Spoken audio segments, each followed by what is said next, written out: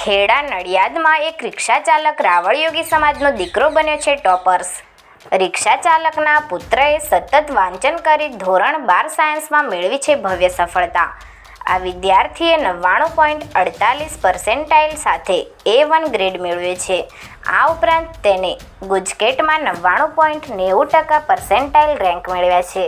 રાવળ યોગી સમાજના દીકરાનું પરિણામ સારું આવતા પરિવારજનો સહિત સગા સ્નેહી સંબંધી તેમજ સમસ્ત રાવળ યોગી સમાજમાં આનંદની લાગણી છવાઈ ગઈ છે. નડિયાદના વાણિયાવાડ વિસ્તારના ફતેપુરામાં રહેતા નીતિનભાઈ મનુભાઈ રાવળ રિક્ષા ચલાવી પોતાના પરિવારનું ગુજરાન ચલાવે છે. તેમજ તેમના પત્ની હાઉસવાઈફ છે. તેમને 3 સંતાનો છે, જેમાં સૌથી મોટી દીકરી જાગૃતિ, દીકરો રોનક અને નાનો પુત્ર ધ્રુવ છે. નીતિનભાઈના 3 સંતાનો અભ્યાસમાં ખૂબ જ ટેલેન્ટેડ છે. જોકે રિક્ષા ચાલકના દીકરાએ ધોરણ 12 સાયન્સમાં જ્વલંત સિદ્ધિ મેળવતા તેમના શાળા પરિવાર સહિત ગામમાં પણ અતિ આનંદ અને હર્ષની લાગણી છવાઈ જવા પામી છે.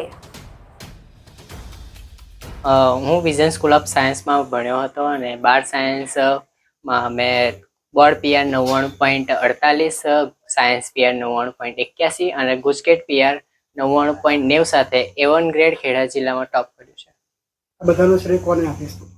આ બધાનો શ્રેય હું મારા માતા પિતા, વિઝન સ્કૂલ ઓફ સાયન્સના શિક્ષકો અને પરિવારજનોને શ્રેય આપીશ. શું ગોલ રહ્યો છે તારો? મારો ગોલ કમ્પ્યુટર એન્જિનિયરિંગ કરવાનો છે. એના માટે મેં બીટેક ઇન આઈટીમાં એડમિશન લેવાનું વિચાર્યું છે. તમામ માટે કેટલા કલાક તું વાંચતો હતો? કેટલા કલાક તારી સ્ટડી રહેતી છે અને શું તેના માટે છોડેલું ખાસ? આ માટે મેં 10 થી 12 કલાક વાંચતો હતો.